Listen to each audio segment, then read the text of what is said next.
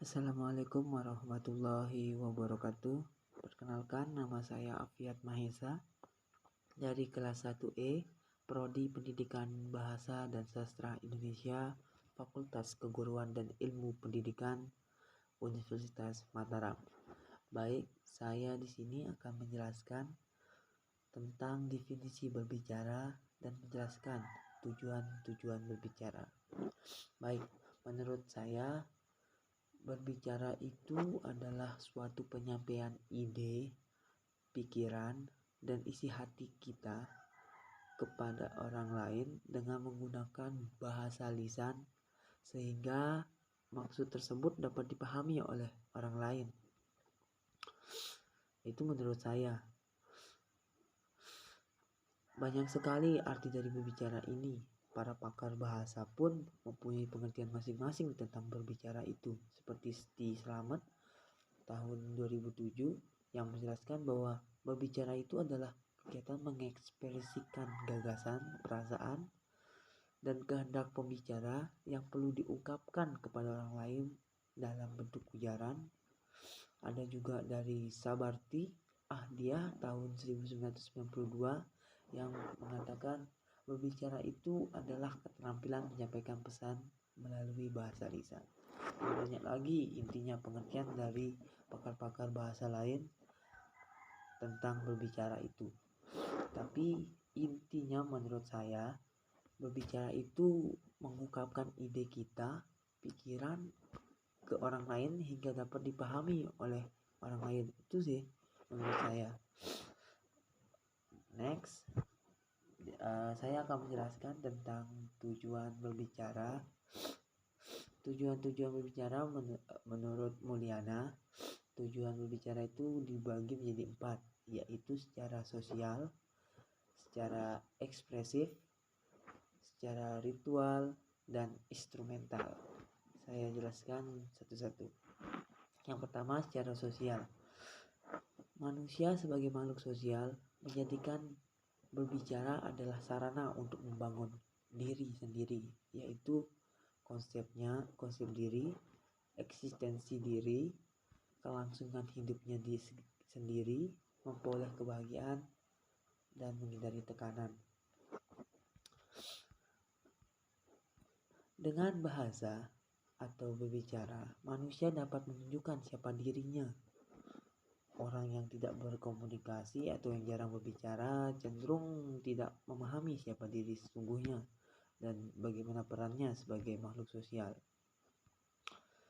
Dan orang yang seperti itu alasannya mungkin gara-gara mereka belum tahu merasakan akan dunia baru, mungkin menurutku.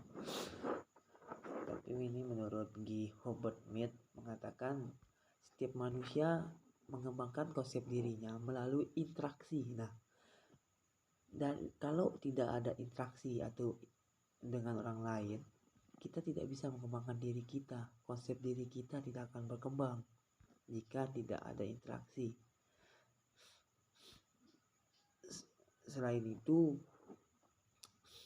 berbicara atau bahasa pula dapat mengetahui kepribadian orang lain. Semakin jelaslah bahwa berbicara itu dapat dijadikan sarana untuk mengembangkan konsep diri kita.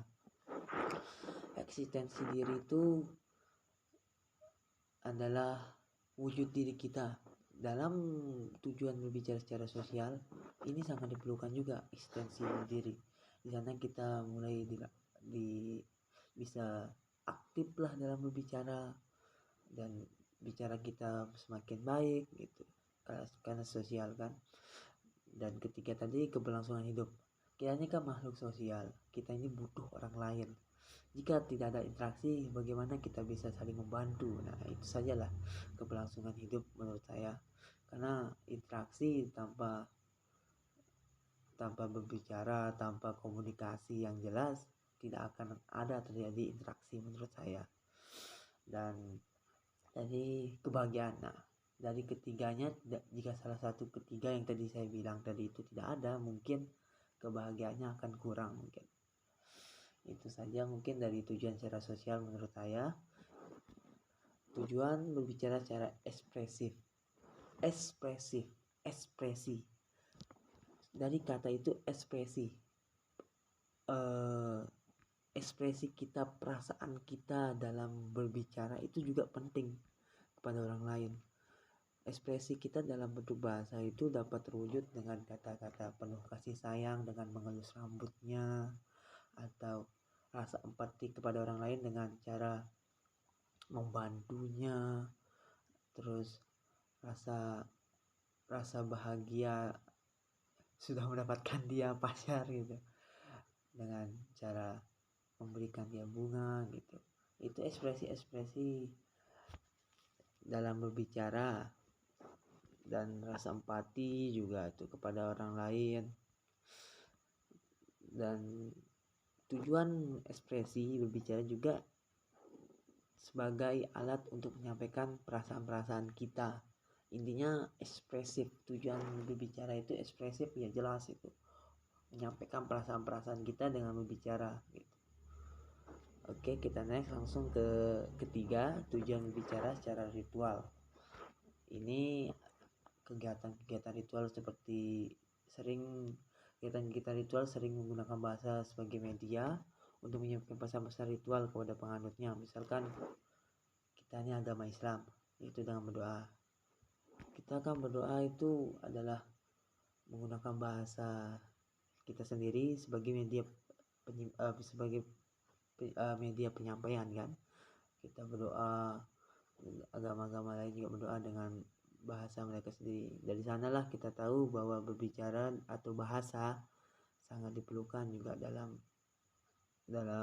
aksi ritual gitu. Dan yang keempat, tujuan berbicara secara instrumental. Nah, dalam tujuan instrumental ini digunakan sebagai alat untuk memulai sesuatu.